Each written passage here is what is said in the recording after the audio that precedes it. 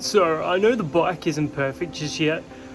Got a bit to work on. Like most bikes could use a little bit of TLC in some way or another. I wouldn't mind touching on the front brake still. The battery problem's all solved, so I've done all of that. Replaced the battery, put a new gel battery in. I'm still tempted to put a lithium battery in, but for right now, the new gel battery is running just fine. Yeah, the right brake pedal is the main thing that would stop it from getting a roadworthy, I reckon. It's not perfect, it's still useful, it's still usable, but it's a little bent, and I think that may impact the roadworthy. So you can see right there, it's just a little bent. It's meant to be more in the center here. I've looked online at getting a new one. I haven't found any just yet, but that's mainly what I'd need to touch on right now. And the front brake isn't perfect, but I think it'll still pass roadworthy. But as with these bikes, you know, the engine is the main point of contention here, and the engine in my Suzuki is pretty perfect right now. Like, I don't think there's much I could do with it. It's running beautifully. Obviously there's some tiny little scratches, little dings, but you expect that with an older bike. As it stands though, still in good nick. The mirrors aren't great, like just because they're like so small. They're fine, they're functional, but I'd probably want to put different mirrors on. But then again, you're sort of taking away from the look of the bike at that point.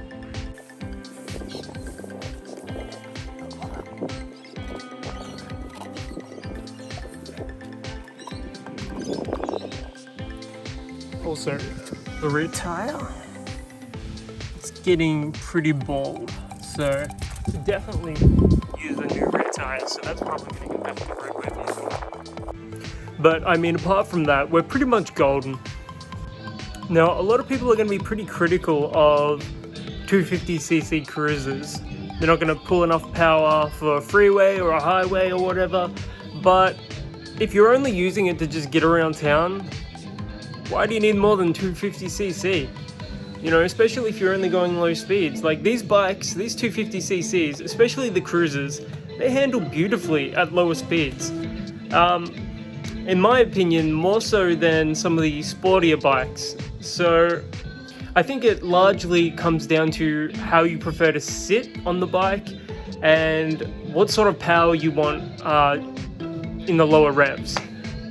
And if we're being completely honest, just the look of the Intruder, you know, the 250s, like even the Yamaha Virago 250, like they just look friggin' incredible.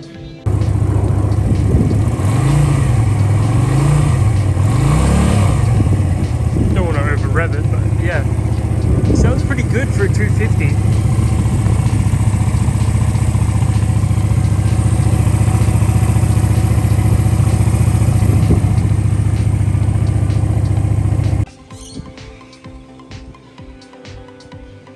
Alright, the wind's picked up a little now.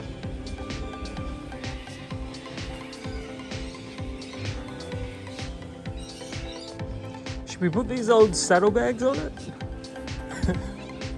Nah, I'm thinking not. You know, it's actually kind of a shame that Harley Davidson don't really offer any 250cc bikes, because I think they would do pretty well here. I know that's sort of not their demographic, but if they sort of targeted that demographic here in Australia, you know, younger, newer riders, I think they'd do really well. Similar to how they used to market their bikes, you know, back when they were first rising to prominence, when they would appeal to younger individuals. Like, I remember watching a video, I think it was like yesterday. So yeah, in the video I was watching, it said in the 60s, the average age for a Harley owner was 27 years old, and nowadays it's 50 years old. So that's almost double the age. Now obviously, boomers in particular are the ones that they're marketing Harleys at.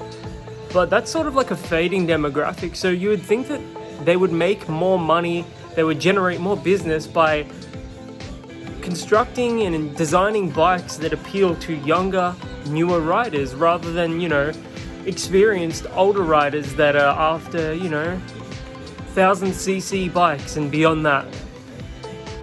And personally, I think discontinuing the street line was a bad idea.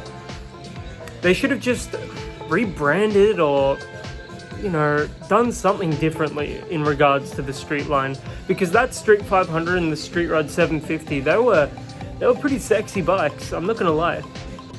Another one of the factors here is that cruisers tend to be heavier bikes, so that weight is harder for a newer rider to handle.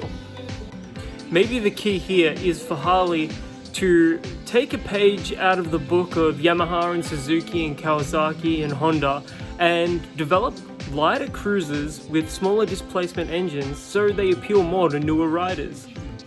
That's probably what I would do in their situation if I was in their position. But that's just me, and I know there's probably a lot of the old vanguard, the Harley vanguard, that would completely disagree with that direction and decision. I'm not saying abandon them entirely, maybe just set it up so there's, a classic category of Harleys and then a modern category of Harleys. And the newer modern category of Harleys, they've got more of a variety of bikes, displacements, etc. And then with the classic lineup, you can keep the Softail and whatnot. Also, on another note, if you're looking for a new battery for your bike, maybe avoid Rev Plus, because I've had 2 Rev Plus batteries and neither one of them worked or held charge. They were both purchased new as well.